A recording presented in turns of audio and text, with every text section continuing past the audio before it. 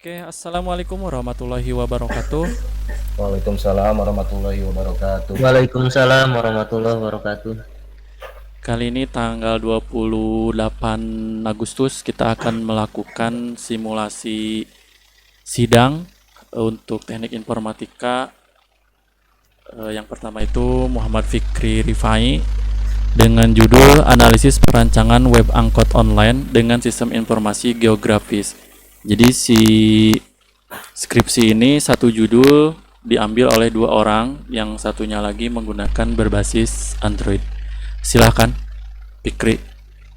Ya, terima kasih Bapak atas waktu dan kesempatannya. Assalamualaikum warahmatullahi wabarakatuh. Waalaikumsalam warahmatullahi wabarakatuh. Eh, saya Muhammad Fikri Rifai akan menerangkan presentasi sidang skripsi saya sendiri yang berjudul Analisis Perancangan Web Angkot Online dengan Sistem Informasi Geografis. Saya melakukan observasi hanya di wilayah Kabupaten Cianjur saja. Oke, kita langsung masuk ke slide yang pertama, latar belakang pembuatan aplikasi ini. Yaitu yang pertama, masih banyak peminat yang ingin menggunakan jasa angkot untuk mengantarkan mereka sampai ke tempat tujuannya. Yang kedua yaitu kurangnya inovasi yang bisa memudahkan para supir angkot dan para penumpang. Yang ketiga yaitu penelusuran data yang akurat apabila terjadi tindak kejahatan dalam transportasi. Selanjutnya, sulitnya supir angkot bersaing dengan transportasi online lainnya. Yang terakhir yaitu tindak kejahatan yang dilakukan oknum supir angkot masih membuat resah para penumpang. Selanjutnya yaitu mengidentifikasi masalahnya, yaitu terjadinya kesenjangan antara para pengemudi khususnya dalam transportasi online. Yang kedua, diperlukannya alternatif lain dalam upaya penyelarasan antara pengemudi agar tidak terjadi bentrok untuk menarik penumpang.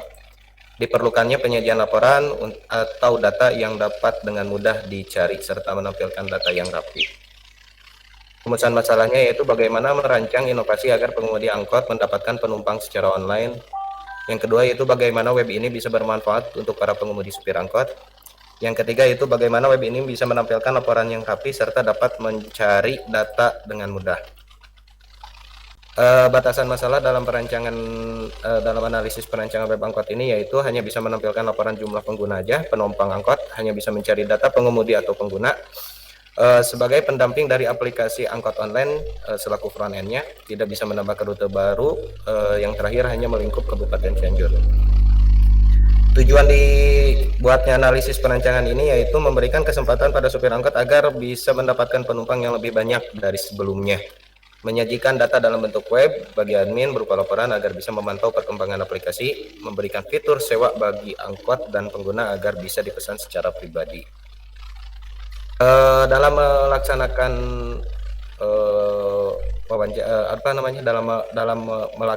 dalam mengerjakan skripsi ini, saya menggunakan metode penelitian yaitu yang pertama studi pustaka, wawancara serta observasi. Studi pustaka saya mungkin membaca jurnal-jurnal yang berkaitan dengan analisis perancangan web angkot online ini. Wawancara saya melakukan wawancara terhadap orang-orang yang mungkin ada keterkaitannya dalam analisis angkot ini. Salah satunya yaitu para supir angkot, pengguna sebagai penumpang, ataupun instansi yang terkait seperti Dishub. Observasi otomatis saya melaksanakan observasi di jalan dengan mewawancarai para supir angkot ataupun pengguna. Metode perancangan sistem. Dalam perancangan sistem ini saya menggunakan metode Scrum. Tujuannya yaitu membuat produk ini agar bisa lebih baik lagi, karena dengan menggunakan metode ini pengguna bisa terus melihat perkembangan perancangan produk dari awal sampai akhir seperti terlihat dalam gambar yang di samping ini. Yaitu awal dalam perancangan sistem ini yaitu kita harus melihat dulu dari segi penggunanya dulu. Nanti selaku product owner kita menyusun apa saja yang dibutuhkannya. Seperti yang tertera dalam gambar yaitu kita membuat web yaitu sebagai backend-nya, front-end-nya Android. Kita menggunakan harus ada output laporan user angkot, laporan penumpang. Sprint planning itu adalah menyusun mana yang lebih diutamakan dalam masalah pembuatannya. Itu yang melaksanakan adalah Scrum Master. Terus daily scrum itu kegiatan kita dalam kesehariannya melaksanakannya. Saya mengambil mengambil tenggat waktunya yaitu 160 hari. Review ini ketika kita melaksanakan sprint planning, contoh kasusnya kita membuat Android misalkan ataupun websitenya, kita di review dulu. Retrospektif ini adalah perbaikan. Nah, kalau misalkan di review ada perbaikan, kita masuk dulu ke retrospektif. Nah, di repeat kita lihat lagi ke hasil wawancara dari pengguna, dilihat lagi kalau misalkan udah sesuai dengan harapan para pengguna, maka kita bisa lanjut lagi ke sprint planning yang selanjutnya, misalkan pembuatan websitenya. Apabila keseluruhannya sudah selesai dan sesuai dengan apa yang diinginkan oleh pengguna, maka kita bisa merilis aplikasi tersebut. Perancangan sistem yang tertera dalam slide ini, perancangan sistemnya use case ya, use case diagram. Di sini saya menampilkan use case data keseluruhannya, yaitu ada admin itu selaku backend yang mengurus website. Di sana ada penumpang sebagai user penumpang front end-nya, terus ada driver juga sama itu sebagai user dari front end-nya. Use case yang saya buat ini menampilkan keseluruhan. Jadi ini adalah dalam artiannya ini adalah use case untuk front end dan web dan back end itu seperti ini. Admin itu mengurus atau misalkan mengerjakan, yaitu yang pertama ada manajemen admin, ada laporan angkot, ada verifikasi user, ada profile, ada chat. Nah, semua itu bisa dilaksanakan kalau semisalkan admin itu melaksanakan login terlebih dahulu. Kenapa saya tampilkan use case keseluruhan? Karena kalau semisalkan kita pisahkan, aplikasi ini emang tidak bisa dipisahkan gitu maksudnya. Jadi emang harus keseluruhan ditampilkan seperti ini. Yang saya tampilkan ini adalah salah satu prototype untuk backendnya, yaitu verifikasi user. Kalau misalkan untuk tampilan login itu sudah umum, saya tampilkan kayak masukkan username, password yang seperti itu. Kalau misalkan manajemen admin itu hanya menampilkan admin. Nah, yang saya tampilkan itu adalah verifikasi user ya. Jadi ketika user front end mendaftarkan biodata mereka, sebelum mereka bisa membuka aplikasi front end-nya, data tersebut akan masuk ke verifikasi ini seperti yang terlihat di dalam slide ini ya. Ini berarti contoh kasusnya, contoh ini prototipenya. Ada yang mendaftarkan dengan nama Aris, Deksa, dengan nomor NIK tersebut, email, hak akses. Option ini di sini ada pilihan ketika datanya tidak sesuai dengan data yang diupload oleh front end, maka kita bisa menolak. Kalaupun misalkan udah sesuai ya kita bisa disetujui. Untuk button option tersebut. Itu hak akses itu kan tadi ada dua ya, user front end yaitu driver dan penumpang. Kalau semisalkan dalam website ini user hanya satu yaitu admin saja, tapi bisa menambahkan lagi user, statusnya pun sama admin. Karena website ini dilaksanakan atau misalkan dikerjakan itu hanya oleh orang-orang tertentu dan tidak dipublikasikan secara umum. Dikarenakan ada data pribadi seperti ini. Contoh kasus, apabila misalkan aplikasi ini diimplementasikan oleh Dishub, maka backend ini dikerjakan oleh para staf yang ada di Dishub. Jadi tidak disebarluaskan. Ini hanya untuk memonitoring apakah memonitoring kemajuan dari aplikasi ini. Terus memonitoring apalagi kalau misalkan ada tindak kejahatan ataupun apa, kita bisa lihat riwayat dari sini. Nah, pengujian masuk ke dalam pengujian versi alpha. Versi alpha itu pengujian kepada pribadinya sendiri ya. Contoh kasusnya ketika saya membuat web ini, saya menguji web ini, cek koneksi dengan database, website dengan aplikasi juga yang di front end, terus melihat tampilan websitenya udah responsif atau belum. Terus mencoba juga uji coba data dengan memasukkan data yang benar atau data yang salah. Contoh kasusnya kalau misalkan dalam menginputkan NIK atau misalkan menginputkan tanggal lahir kayak gitu, kita inputkan huruf, otomatis harusnya kan tidak bisa ya. Nah, itu dilaksanakan di pengujian versi alpha. Di sini juga ada uji coba chatting, yaitu menghubungkan antara web dan aplikasi Android. Karena chatting ini berguna untuk nanti di fitur sewa angkot. Pengujian versi beta ini dilaksanakan dengan wawancara kepada orang lain. Tabel yang saya tampilkan ini adalah tabel EUCS. Nanti penjelasannya ada di slide selanjutnya ya. Ini ada pertanyaan yang disusun sesuai dengan variabelnya, yaitu ada 5 variabel yang saya cantumkan di sini, yaitu ada konten, akurasi, format, ease of use itu kemudahan, timeless itu waktu. Nah, di sini ada yang namanya pertanyaan STP, TP, NP, SP. Nah, nanti ini ada keterangannya. Angka-angka ini juga nanti ada di slide selanjutnya. Nah, seperti yang saya tadi bilang, tabel yang tadi saya tampilkan itu adalah end user computing satisfaction, yang yaitu tabel itu berguna untuk mendapatkan survei kepuasan dari masyarakat atau dari driver ataupun para penumpang, yang terdiri dari 25 responden driver dan 5 responden penumpang dengan keterangan sebagai berikut ya. SP sangat puas, P puas, N netral, TP tidak puas, STP sangat tidak puas. Yang saya tampilkan tadi itu ada ada 30 otomatis kan ya, 25 driver dan 5 penumpang.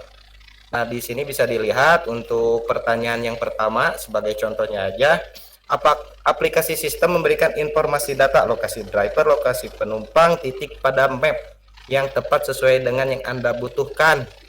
Nah, ini saya mencoba menanyai kepada driver dan penumpang. Kebanyakan pas giliran saya uji coba, saya uji cobakan dulu kepada mereka melihat, dan ternyata pas waktu dilihat mereka cenderung memberikan nilai positif ya, nilai puas terhadap aplikasi tersebut. Kemungkinan yang menjawab netral itu pas saya wawancara itu mereka itu ada yang kurang paham seperti itu. Itu hanya selayang tandanya seperti itu. Nah, untuk demo aplikasi, Pak, mohon maaf, aplikasinya emang masih saya buat ada kekurangan untuk websitenya. Oke, siap. Belum bisa dihitung. Jadi emang semua nanti yang mengikuti simulasi sidang ini tidak usah sampai dengan aplikasi, ataupun kalaupun diperlukan itu boleh ke prototype seperti tombol di PowerPoint ya, menggunakan hyperlink itu boleh. Oke, lanjut ke pertanyaan. Ini mau Bu Widi dulu atau mau saya dulu? Bu Widi. Mangga Bapak. Oke, saya aja dulu ya. Oke, sekarang begini, Fikri. Ya, Pak. Ini bisa dilihat ke judulnya, back ke judul. Boleh, Pak. Oke, di judulnya ini kan analisis perancangan web angkot online dengan sistem informasi geografis.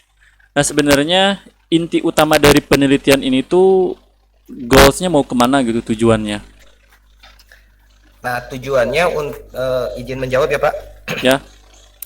Tujuannya yaitu kalau misalkan yang tujuan back end ini pertama mendata para penumpang ataupun para driver. Yang kedua itu tujuannya itu bisa menyajikan laporan aplikasinya, laporannya. Jadi kemajuan tentang aplikasi tersebut, ada berapa jumlah penumpang yang daftar, ada berapa jumlah supir yang daftar, dan terus laporan itu bisa dijadikan sebagai bahan acuan kalau semisalkan ada tindak kejahatan. Terkadang kan kalau semisalkan ada tindak kejahatan dalam angkot itu kan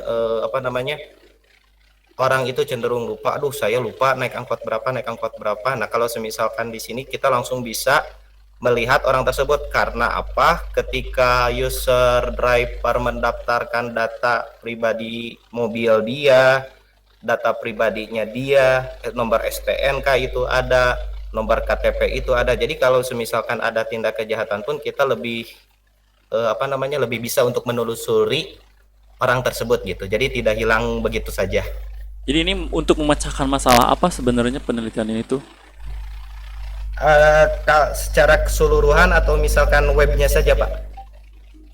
Enggak memecahkan masalah tentang sosial gitu, hanya menganalisis saja, membuat suatu aplikasi Android dan website udah aja seperti itu tanpa ada memecahkan suatu masalah. Kalau semisalkan memecahkan masalah sosial, mungkin yang tadi saya sampaikan ya Pak, di sini itu ada apa namanya, bentrok antara para pengemudi angkot dan transportasi Nah, online ya Pak harusnya ya. yang dijelaskan itu bagian itu, bukan dijelaskan fitur si aplikasi, karena pertanyaannya bukan ke aplikasi. Jadi kan pertanyaan saya itu seberapa penting kan kamu meneliti penelitian ini dan menggunakan web angkot online. Siapa? Jadi penelitian ini tuh pada dasarnya untuk memecahkan masalah kesenjangan antara transportasi angkot, online. transportasi online, ya Iya. angkot dan transportasi online. Nah, itu mengambil ke penelitian ini tuh sebenarnya melakukan dulu ke lapangan, nanya-nanya ke angkot, terus nanya ke ojol juga, terus nanya ke penumpang juga. Ada nggak keberatan dari salah satu pihak, misalkan keberatan dari angkot yang penumpangnya semakin menurun. Terus pernah mewawancarai penumpang nggak, kenapa misalkan mereka lebih memilih ojek online ketimbang angkot? Izin menjawab Bapak. Boleh? Kalau mewawancarai para supir, kita emang sudah melaksanakan wawancara terhadap supir angkot dan para penumpang. Kita melaksanakan wawancara itu dua sesi ya Pak ya. Pertama itu saya menanyakan dulu kepada mereka tentang kendala terhadap transportasi online. Ternyata ya tidak bisa dipungkiri bahwa dengan adanya transportasi online seperti Grab ataupun Gojek itu membuat para penumpang bagi angkot itu berkurang, bukan tidak ada tapi berkurang.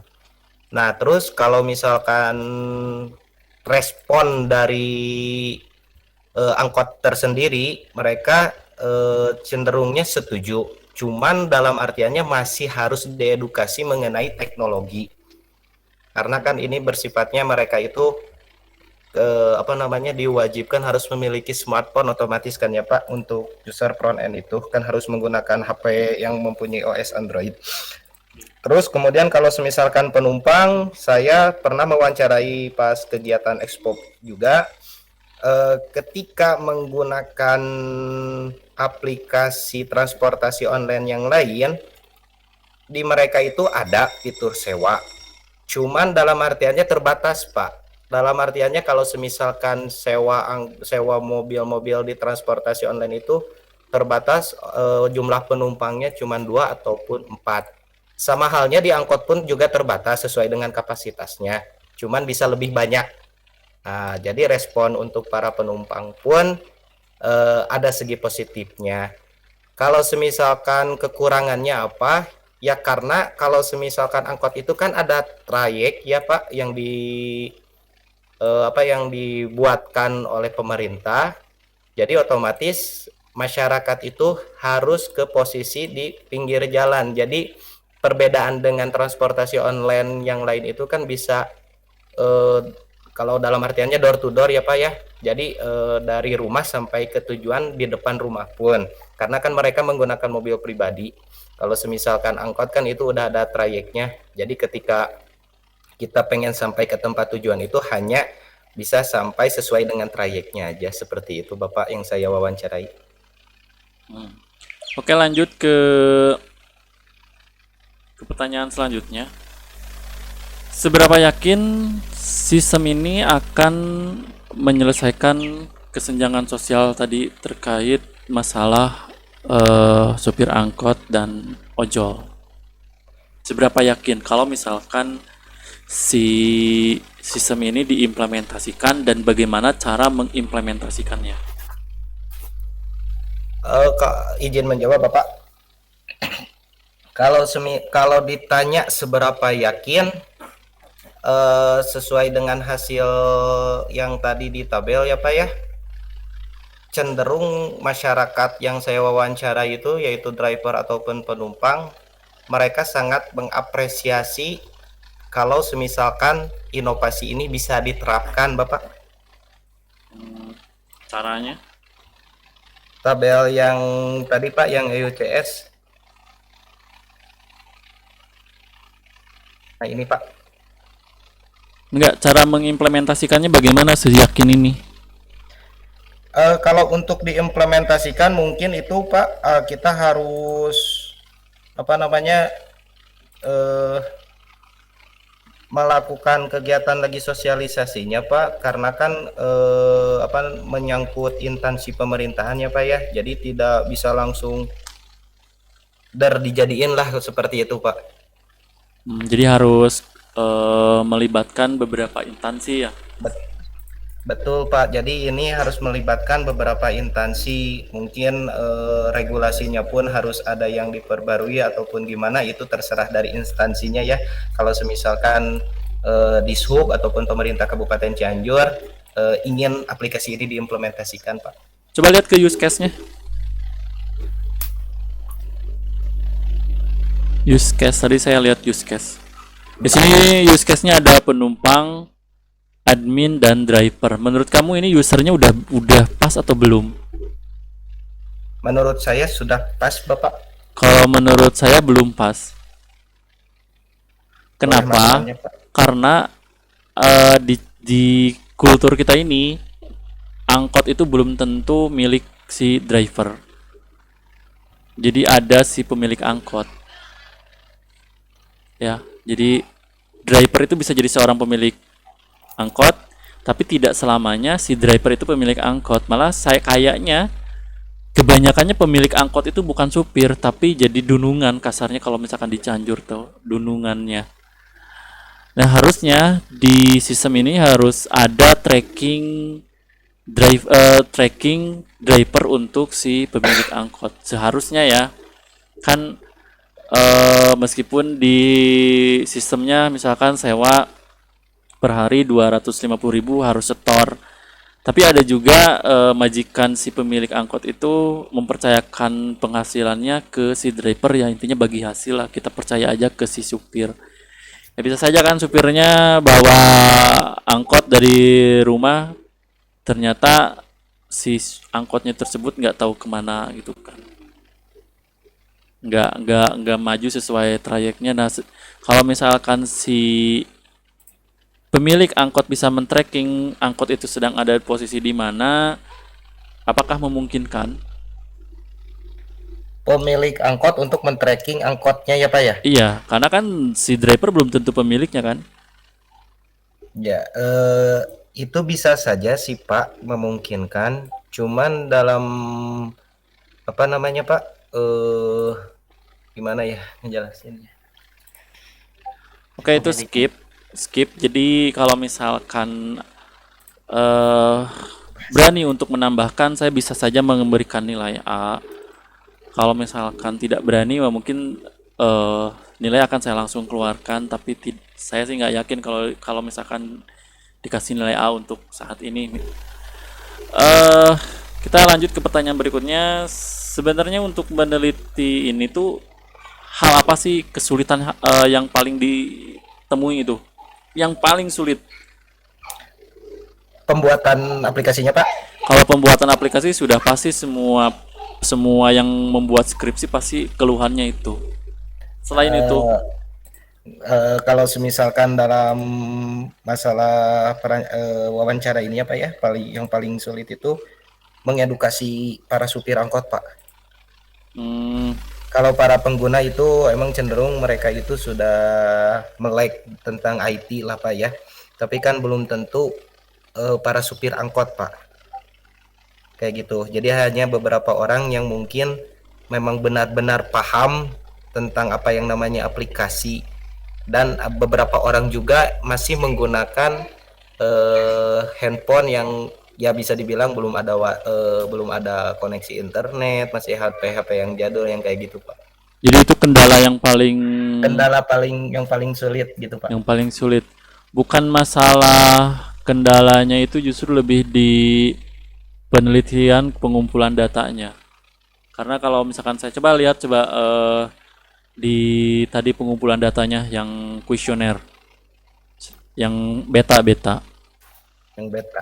Yang tadi. Nah ini. Nah ini. Baik. Lanjut. Kalau di sini kan terdiri dari 20 responden driver dan 5 responden penumpang. Ini sebenarnya kebalik atau tidak sih sebenarnya? Antara Eh, drivernya 25, hari penumpang driver 25, penumpangnya 5. kenapa di driver lebih dibanyakan ya Pak ya? Dikarenakan yang tadi Pak, ketika satu diwawancara ternyata masih menggunakan handphone yang terhitung masih masih apa namanya yang jadul itu ya Pak ya, yang belum mempunyai koneksi internet ataupun sistem operasinya yang masih belum memadai untuk penerapan aplikasinya. Kalau semisalkan penumpang kenapa sedikit? Karena eh, hampir mayoritas masyarakatnya kebetulan yang saya wawancara itu ya mereka udah memiliki smartphone dan mereka udah mengetahui tentang apa yang namanya itu aplikasi gitu Pak. Oke. Sekian mungkin pertanyaan dari saya. Silakan dari Bu Widi jika ada yang mau ditambahkan. Assalamualaikum warahmatullahi wabarakatuh. Waalaikumsalam warahmatullahi wabarakatuh. Alhamdulillah ya. Ini PowerPoint-nya sudah bagus juga. Tambahan mungkin dari Ibu, ini kan penelitian ini mengacu kepada penelitian terdahulu. Bisa disebutkan salah satu penelitian terdahulunya dari karya siapa? Penelitian terdahulu maksudnya Bu gimana? Ya ini kan mengacu sebelum ini kan penelitian ini juga mengacu terhadap penelitian terdahulunya atau skripsi atau jurnal-jurnal terdahulu yang sudah meneliti tentang judul ini. Nah ini salah satunya bisa ingat nggak siapa? Ini mengacu terhadap karya jurnal siapa? Kalau misalkan yang saya acu itu Bu, di dalam penelitian sebelumnya yaitu yang pertama itu nama penelitinya yaitu Prilianti Fahriah ya dengan judul Pengaruh Layanan Transportasi Online Terhadap Perluasan Lapangan Kerja bagi Masyarakat di Kota Cimahi. Yang kedua itu ada Fiona Fiwakari sebagai penulis jurnalnya yaitu sama Octavianus yang berjudul Daya Dukung Angkot Berdasarkan Jarak Jangkauan Masyarakat Terhadap Proyek di Kota Manado. Itu salah satunya Ibu. Ya, salah satunya ya. Nah, ini perbedaannya antara penelitian kamu dan penelitian beliau itu apa? Adapun perbedaannya yaitu Bu, rancangan pembuatan web angkot online ini memberikan output berupa laporan jumlah pengguna angkot yang terdaftar maupun pengguna sebagai penumpang yang telah mendaftarkan pada aplikasi front end. Juga memberikan fitur sewa yang akan dieksekusi melalui website untuk mempertemukan antara penumpang dan pengemudi angkot yang dipesannya Bu. Kalau untuk kelebihan dari penelitian kamu daripada penelitian sebelumnya apa? Ya, yang tadi Bu ada itu Bu, saya memilih aplikasi ini memiliki fitur yang dinamakan sewa angkot Bu, yang bisa dieksekusi oleh websitenya Bu. Fitur. Iya, fitur. Darinya di fitur.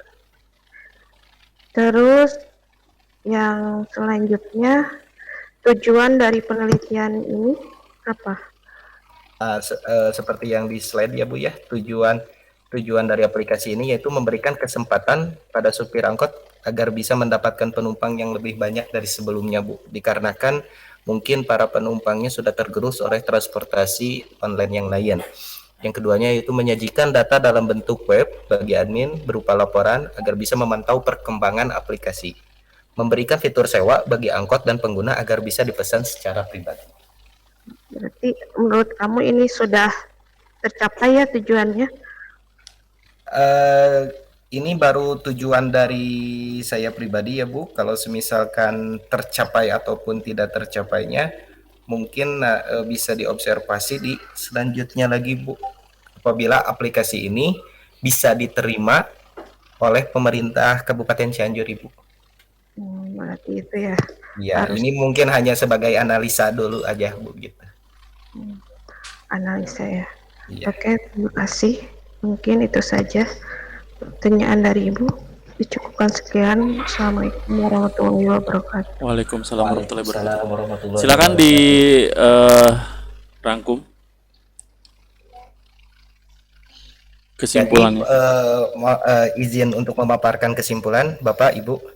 Ya. Kesimpulan dalam analisis dan perancangan web angkot online ini yaitu hasil dari wawancara ya, hasil dari verifikasi user untuk penumpang dan driver dengan cara memberikan data pribadi mereka. Para pengguna tidak keberatan dengan hal tersebut dikarenakan aplikasi atau web ini memiliki fitur yang melindungi mereka dari tindakan kriminal. Yang kedua yaitu pemahaman supir angkot terhadap teknologi masih tergolong kurang, harus lebih banyak lagi mengedukasi masyarakat tentang pentingnya teknologi pada saat ini. Mengenai laporan yang dicetak untuk arsip ataupun data pengguna selama tidak disebarluaskan atau digunakan untuk hal yang bersifat negatif, para supir dan penumpang yang diwawancarai tidak keberatan dengan hal tersebut. Mungkin cukup sekian yang bisa saya sampaikan. Kurang lebihnya saya mohon maaf atas pemaparannya. Wabillahi taufiq wal hidayah. Assalamualaikum warahmatullahi wabarakatuh. Waalaikumsalam warahmatullahi wabarakatuh. wabarakatuh. Lanjut ke peserta kedua, boleh diwakilkan sama Kamila atau Arif. Siapa yang mau maju? Kamila atau Arif? Arif aja Pak. Siapa? Arif Pak. Oke, langsung share screen.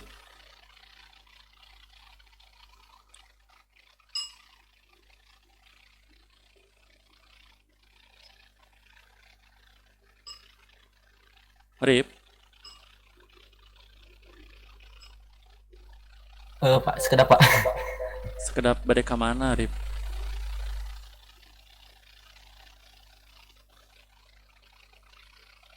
Atau mau Anwar dulu sama Iep?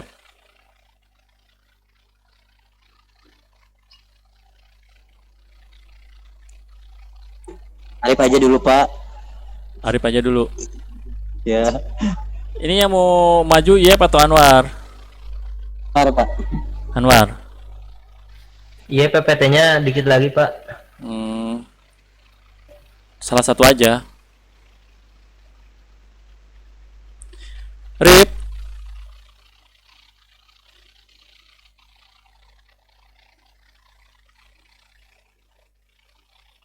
Sekedap Pak, ya webnya ketiasa diizinkan. astagfirullahaladzim. Jendela. Kamila, mau maju nggak Kamila? Ya. Jadi saat orang lain sedang presentasi di kelas, di ruangan, kamu tuh harus sudah mempersiapkan laptop, baterainya harus full, koneksi internet harus dicek karena ini semua basis aplikasinya menggunakan internet.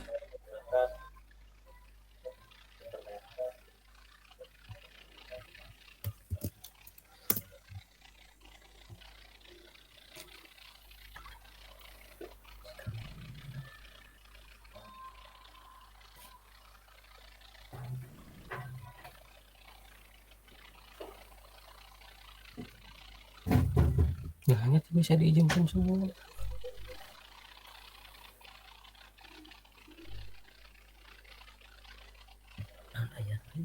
Ini.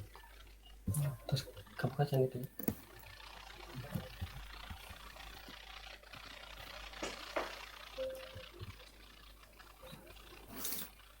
Oke, assalamualaikum warahmatullahi wabarakatuh. Waalaikumsalam warahmatullahi wabarakatuh.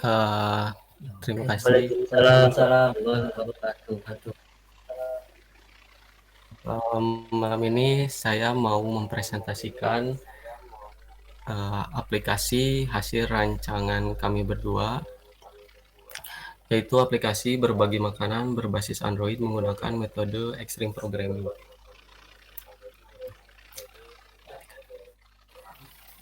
Latar belakang dari aplikasi ini dibuat yaitu kecenderungan untuk berbagi. Sebagian makhluk sosial manusia cenderung memiliki suatu keinginan untuk bisa menolong orang lain yang mengalami kesulitan. Dari kecenderungan inilah banyak terbentuknya organisasi-organisasi sosial yang dibuat oleh relawan-relawan untuk kegiatan amal seperti berdonasi makanan yang dibuat yang didapat dari para donatur, khususnya di daerah Cianjur. Dari latar belakang tersebut didapat identifikasi masalah, yaitu keterbatasan sarana mempertemukan donatur dengan penerima bantuan. Yang kedua, metode yang digunakan masih metode konvensional, yaitu metode yang pencatatan laporannya pun masih sedapatnya.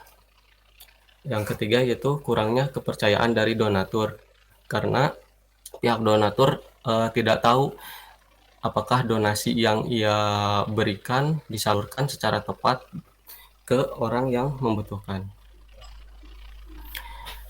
Didapat rumusan masalah dari identifikasi tersebut, yaitu bagaimana membuat sistem yang bisa mempertemukan donatur, relawan, dan penerima bantuan secara praktis dan efisien.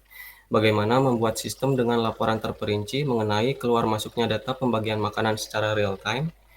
Bagaimana membuat sistem yang bisa memonitoring pengiriman makanan secara tepat.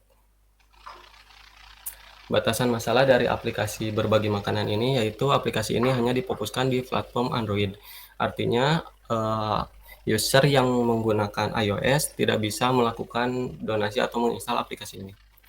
Yang kedua, hanya mengelola donasi makanan dari donatur, penyaluran makanan ke orang yang membutuhkan, dan laporan input-output makanan.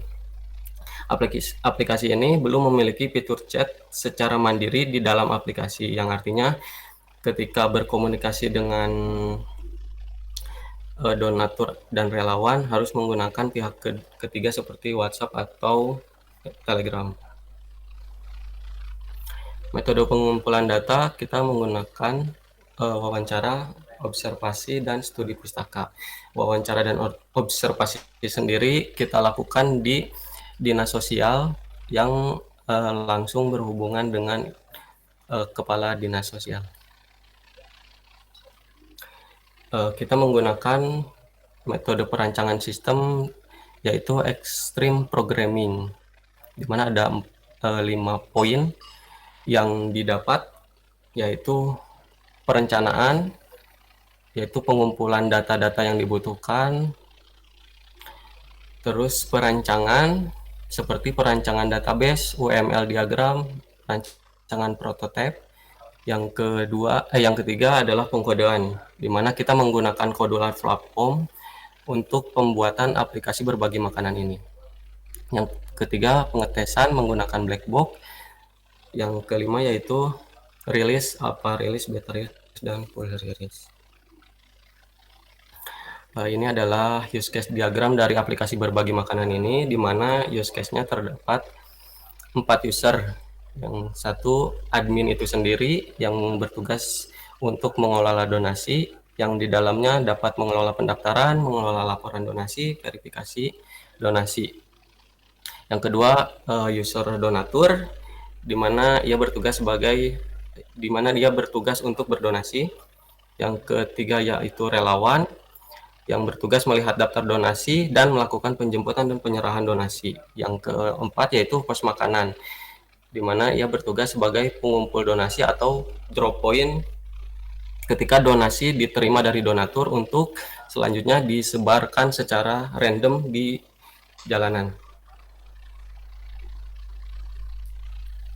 Oke. Sekian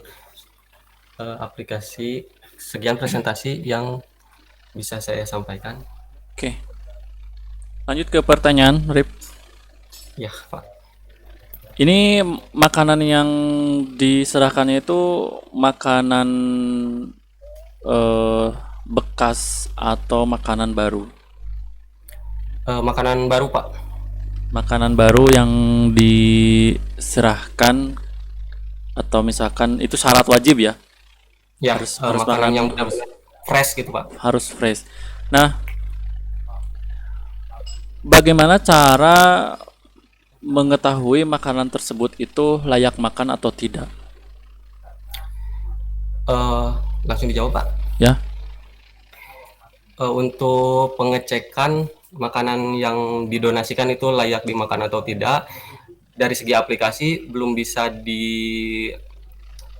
bisa divalidasi atau dicek secara langsung. Cuman nantinya pihak relawan akan diedukasi terlebih dahulu saat pengaplikasian aplikasi ini, lalu diedukasi makanan-makanan apa yang layak diterima dari donatur dan tidak layak diterima oleh donatur, gitu Pak. Jadi untuk pengecekannya nggak dicicipin dulu gitu. Kan Ya kita tidak Pak. sering melihat ya di berita keracunan makanan dari nasi box Ya, atau yang pulang hajatan kan sering ada kan ya. Oke. Lalu kalau misalkan belum ada pengecekan seperti ini, kedepannya itu prosesnya seperti apa? Kalau misalkan mau mengadakan pengecekan layak tidak layak ke depannya, kira-kira seperti apa atau melibatkan organisasi apa gitu? ya kedepannya kalau misalkan aplikasi ini benar-benar dirilis, paling kita bakal kerjasama dengan badan kesehatan buat mengedukasi para relawan. Kan di sini yang pengecekannya relawan, karena relawan yang nerima dan mengantar makanan. Jadi pasti difokuskan ke relawan. Nah, si relawan ini akan benar-benar diedukasi, Pak, bahwa makanan yang layak itu seperti ini loh gitu. Terus makanan yang layak juga kan sebenarnya tidak perlu dirasa juga, dari dicium juga kan udah kelihatan gitu. Terus dari tekstur si makanan tersebut, terus dari warna si makanan tersebut kan sebenarnya udah bisa meminimalisir bahwa makanan itu layak atau tidaknya. Jadi yang diedukasi itu relawan saja, donatur nggak usah diedukasi ya? Oh iya, maaf, sama pos makanan Pak. Oh, prosesnya kalau misalkan saya punya rezeki sekarang mau ngasih 10 bungkus, itu langsung diberikan atau ditampung? Untuk saat ini ditampung dulu di pos makanan Pak, karena kan saya sudah mewawancara salah satu komunitas berbagi makanan bahwa ketika donasi dia diterima tuh dia dikumpulkan dulu, misalkan eh, untuk dibagikannya di malam hari gitu Pak. Meskipun saya Jadi ngasihnya pagi. ya Pak, kalau misalkan memungkinkan untuk dikirim langsung, bisa dikirimkan langsung. Tapi kalau misalkan makanan ini dicek ternyata tingkat kadaluarsanya masih lumayan agak lama nih, jadi bisa ditampung dulu di pos makanan untuk nanti disebarnya secara banyak gitu Pak, langsung banyak. Nggak, takutnya kamu memecahkan masalah malah menambah masalah baru kalau misalkan ditampungnya atau di share-nya atau dibagikannya itu malam hari. Anggap saja saya ngasihnya itu sambil membuat makan sarapan pagi, saya bungkuskan 4 atau 5 bungkus pagi-pagi jam 7 dijemput sama relawan, dikirimnya nanti malam setelah Isya. Nah, memang kamu memecahkan masalah baru menutup perut orang lain, tapi malah menimbulkan masalah baru, penyakit, diare kah, karena basi kah. Nah, jika terjadi seperti itu, solusinya bagaimana?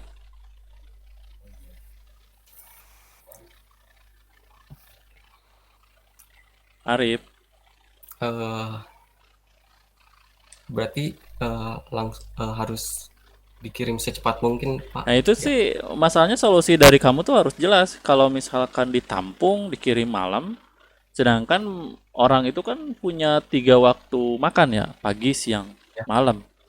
Ya bisa saja kamu membuat suatu jadwal kalau misalkan yang dikirimnya pagi, punya aturan 1 sampai 3 jam itu harus langsung dikirim. Kalau nunggu malam menurut saya kamu menambah masalah baru ini. Gitu Oh kan. iya. Eh, jadi nggak harus diselesaikan masalahnya, bukan menimbulkan masalah.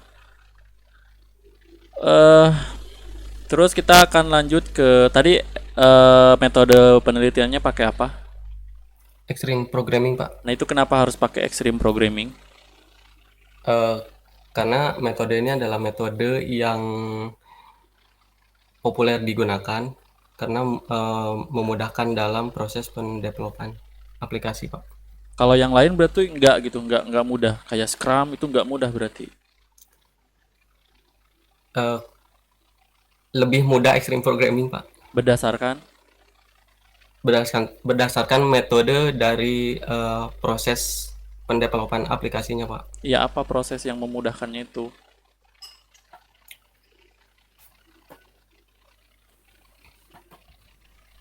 Ini harus disiapkan ini sama kamu di kertas kecil apa keunggulannya, apa kelemahannya.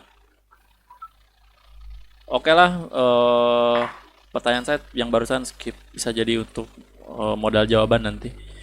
Apa menjadi keunggulan dari si extreme programming menurut kamu?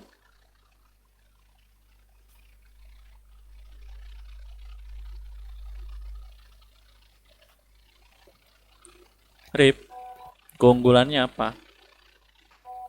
Karena ada tahapannya dulu, Pak. Jadi si metodenya terstruktur gitu, Pak. Menurut saya Mulai dari semua metode perencanaan tuh terstruktur. Waterfall, spiral, Scrum, Agile itu semuanya terstruktur. Ayo, kenapa bisa sampai memilih extreme programming? Tidak menggunakan Scrum? Apakah di extreme programmingnya menggunakan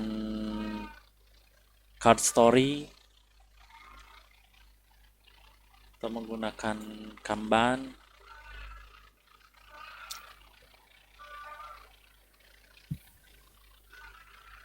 Jadi bagaimana?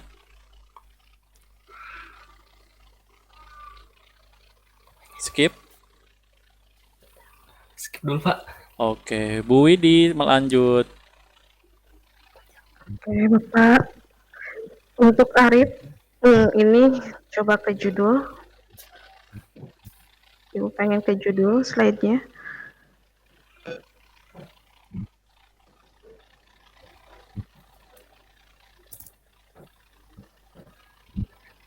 Ini luar biasa sekali ya judulnya. Sangat apresiasi. Nah, ini Ibu mau tanyakan motivasi apa yang memotivasi kamu sehingga mengambil judul ini? Yang memotivasi Ya, karena kan saya kan juga bagian dari ikut komunitas kecil yang bertugas buat berbagi makanan ini, Bu. ya. Nah, jadi di dalamnya memang masih sangat konvensional gitu, Bu, sistemnya. Sedangkan sekarang kan eranya era digital, di mana orang-orang hampir 90% menggunakan smartphone dan tidak mau ribet istilahnya. Kalau donasi yang saat ini berjalan kan orang-orang harus mencari dulu di mana tempat berdonasi, terus diserahkannya harus ke siapa. Nah, secara motivasi untuk kepentingan sosial berarti ya. Ya. Berarti jiwa sosial kamu tinggi. Lalu selanjutnya di sini apa kesulitan dari penelitian kamu ini?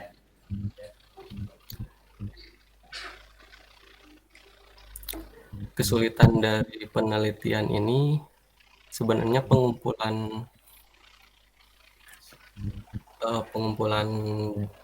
datanya sih, Bu, sama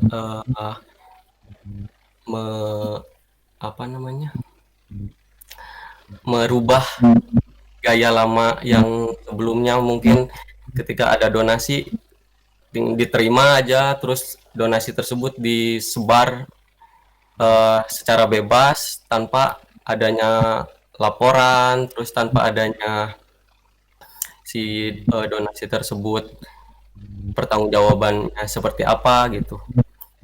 Jadi proses perubahannya dari konvensional ke digitalnya buat mengedukasi si para relawan-relawannya, Bu. Oke. Kalau begitu, apa kelebihan dari penelitian kamu ini? Kelebihannya jadi lebih praktis, Bu. Dalam hal Dalam hal berbagi, artinya si para donatur tinggal duduk manis istilahnya duduk manis di rumah, terus dia punya makanan berlebih, ingin berdonasi, otomatis tinggal ngambil handphone, buka aplikasi, lalu nanti ada relawan yang membagikan dan menyerahkan donasinya ke orang-orang yang membutuhkan gitu. Tanpa perlu ribet harus nyari di mana tempat donasinya, di mana tempat orang-orang yang membutuhkannya tuh di mana aja sih gitu. kalau ada yang mau berdonasi, terus ditentukan jarak nggak ini? Sesuai jarak atau gimana? Untuk aplikasi ini masih cakupannya masih sekitar Cianjur Oh, areanya. semua area Cianjur. Ya, semua area Cianjur kecuali Cianjur Selatan, Bu. Cianjur kota berarti ini. Ya. Bisa dicakup. Terus dari kesimpulan, coba dari kesimpulan. Silahkan slide-nya ke kesimpulan.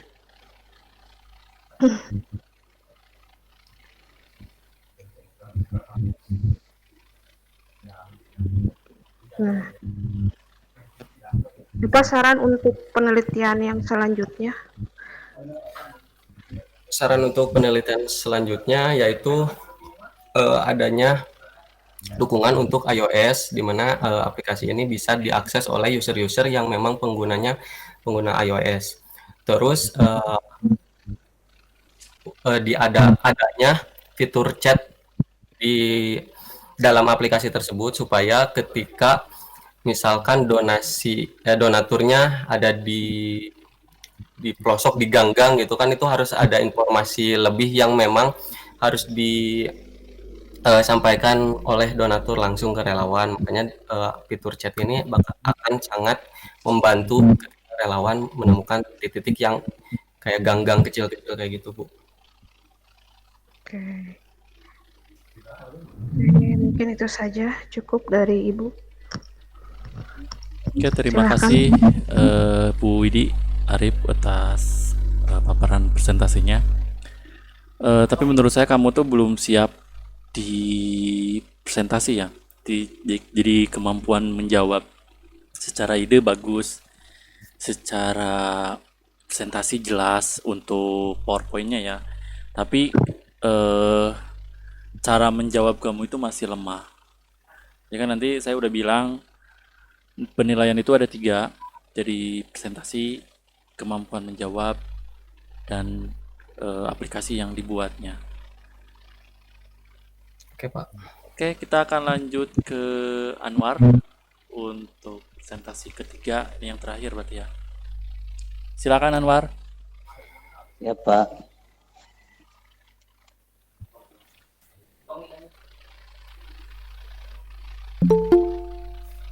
Ini siapa pemungut sampah?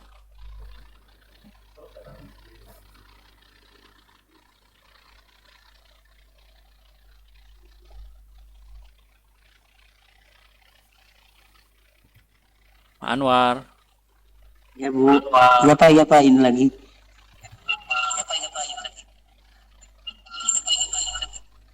Nah, duanya.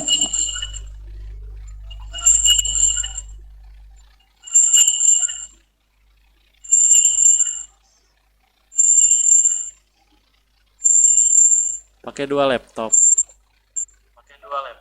Ya, Pak. Hah? Yang Ya, satu Pak. matiin atau suaranya.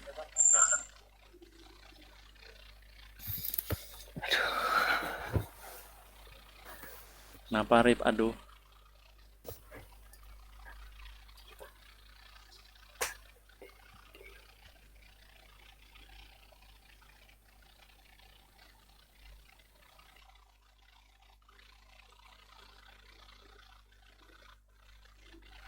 Tegang mungkin Pak ini. Jadi pada tegang ini. Perlu lipat dulu ya ini.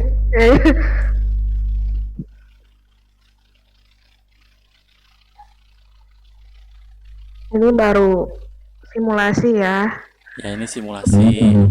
Nanti berhadapan dengan Terus penguji. terang pasti Mas. Harus siap. Siapkan jawaban-jawabannya. Kadang jawabannya bukan jawaban. Pertanyaannya kadang nggak terfokus di presentasi kalian justru. Ya, Di luar Pak ya. ya Di luar. intinya penyelesaian masalahnya kayak tadi punya Arif. Yang ditanyakan justru masalah yang timbul. Itu harus diselesaikan. Seperti sampah itu kan inovasi-inovasi sampah bukan berarti bisa menyelesaikan sampah kan, malah menimbulkan masalah baru tentang retribusi sampah yang terpotong. Yang tadinya kita mau menyelesaikan sampah rumah tangga, malah membuat masalah retribusi se-RW. Karena jalur retribusi memang susah untuk dihilangkan. Anwar, mau sekarang atau besok? Ini udah lama nih. Ya, Oke, Pak. sip. Dimatiin atau satu?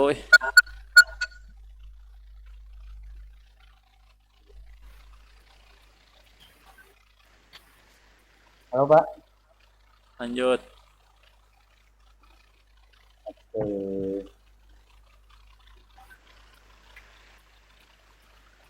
Assalamualaikum warahmatullahi wabarakatuh. Waalaikumsalam warahmatullahi wabarakatuh. Nama saya Nur Koswara. Malam ini saya ingin mempresentasikan aplikasi pemungutan sampah berbasis Android atau saya sebut dengan singkatan Desmond Online dengan menggunakan metode Agile Development.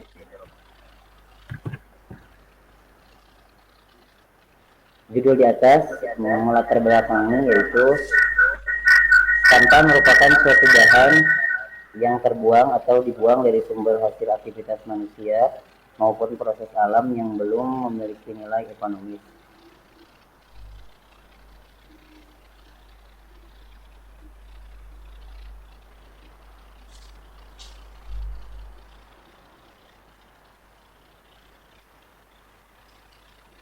Saudara, manusia juga memegang peranan penting dalam mengelola sampah.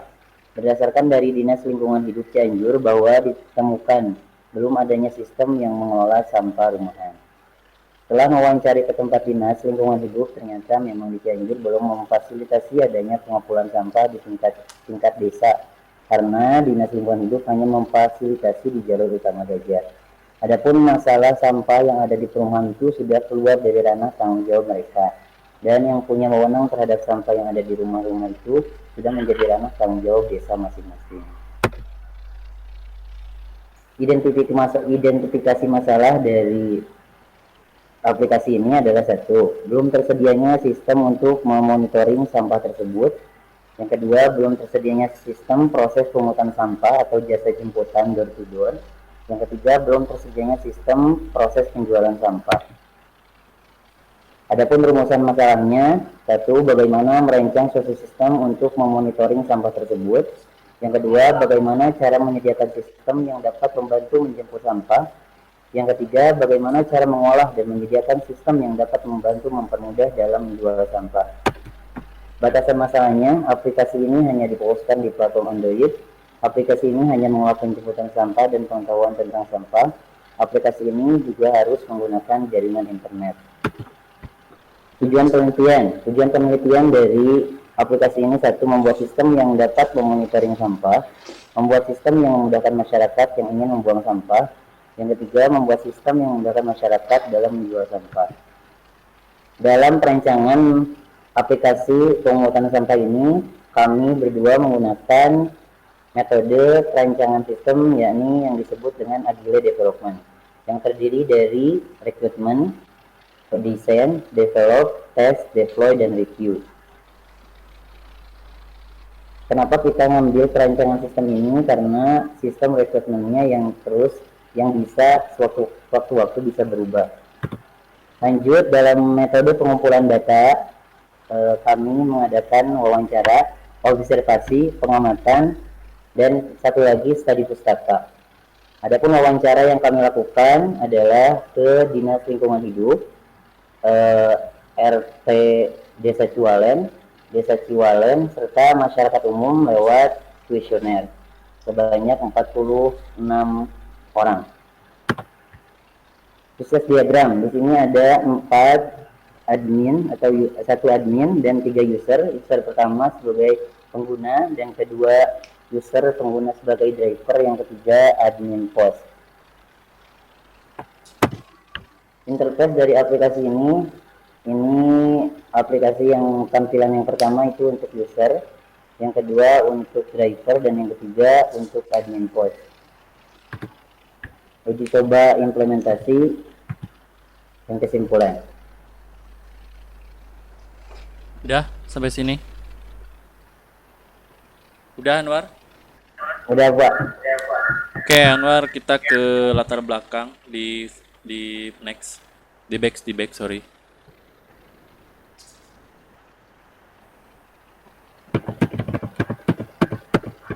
Gak usah marah-marah. Di latar belakang ini memang sampah, masalah tentang sampah ya di lingkungan, karena yang dimasalahkan itu sampah yang bukan di jalur utama ya. Ya. Ya, jadi yang ini kan oleh desa masing-masing. Ini masuk semua jenis sampah atau tidak? Kita sudah membaginya. Kalau misalkan di Jepang itu cuma pembagian antara organik dan non-organik gitu. Hanya 2. Ya. Oke, misalkan gini. Di perumahan tersebut atau di lingkungan Anwar tersebut itu ternyata banyak yang membuang popok Pampers. Ya. Ini bagaimana solusinya? Apakah langsung dibuang saja ke TPA atau ada pendaur ulangan? Karena kan kalau misalkan tidak ada pendaur ulangan khusus, ini seperti memindahkan retribusi ke RT ke aplikasi ujung-ujungnya.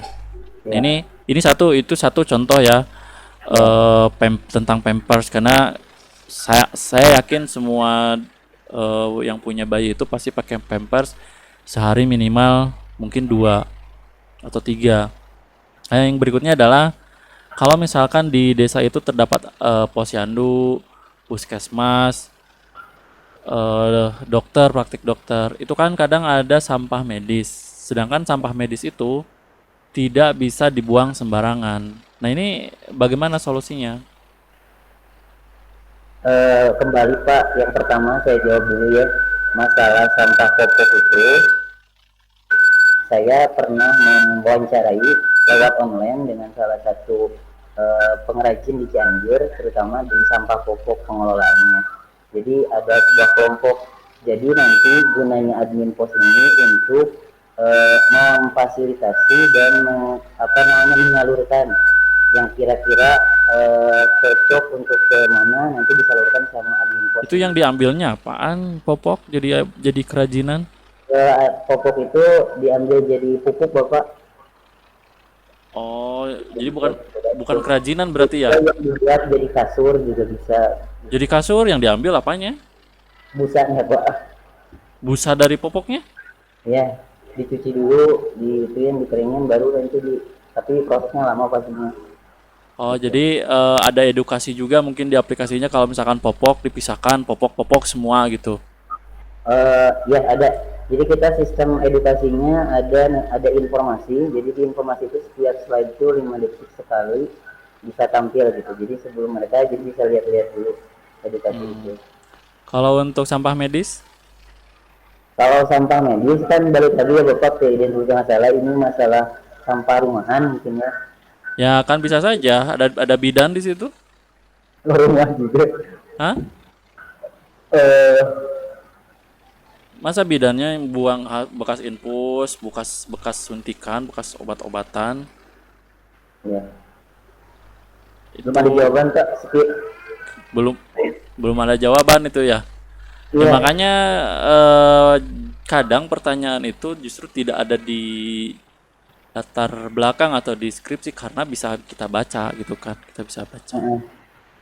Oke, lanjut. Siap. Ke Bu Widi, dari saya cukup gitu saja karena mungkin pertanyaannya akan terus berulang seperti tadi ya. Silakan Bu Widi, mungkin ada yang ditanyakan. Tambahannya mungkin setelah melakukan penelitian ini, apakah coba judul dulu. Ini kan penelitian ini untuk aplikasi pemungutan sampah. Kan ini sudah diwawancarai. Ini yang diwawancarai itu kan masyarakat ya. Ya. Masyarakat sekitar. Ya. Bagaimana tanggapannya atau responnya? Misalnya udah ada secara dilampiran dulu. Hampir berapa persen itu? Hampir 40% mereka mengetahui antara sampah organik dan organik. Jadi ini hanya memilah saja atau bagaimana ini? Penjemputan juga Bu. Ada sistem penjemputan dan penjualannya. Kan penjemputan sampah. Jadi nanti di kurir ini diinstruksikan untuk membawa 3 plastik, yang plastiknya itu misalkan oren, biru gitu. Nah, oren ini untuk sampah organik dan non organik gitu. Biru. Nah sisanya kalau misalkan ada jual itu dulu, nanti baru ada jual buat menjual sampah. Oke, ke rumusan masalah. Silahkan slide-nya. Latar belakang masalah. Nah, ini ada nilai ekonomis ya di sini. Latar belakangnya. Ini di fitur apa ya yang melengkapi agar sampah ini bernilai ekonomis ya? Yang kita sebagai pengguna sebagai pengguna nanti mereka bisa memilah sampah yang kira-kira bisa dijual kayak sampah botol, sampah kertas, itu kan dan sebagainya mempunyai jual beli. Itu yang membuat saya memiliki nilai ekonomis untuk harga jual sampah tersebut. Oh, berarti harus ada pemisahan juga di sini. Iya. Mau tidak mau ya. Iya. Oke, cukup saja dari Ibu. Terima kasih Anwar.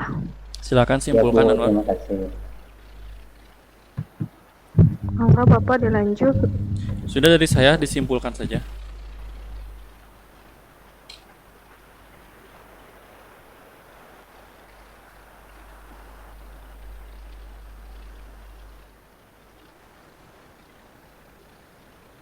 Ini Pak Risa masih ada. Ada. Silakan Anwar, simpulkan. Kesimpulan dari aplikasi ini yaitu satu, aplikasi ini dibuat sebagai cara untuk mengubah cara lama dalam membuang sampah.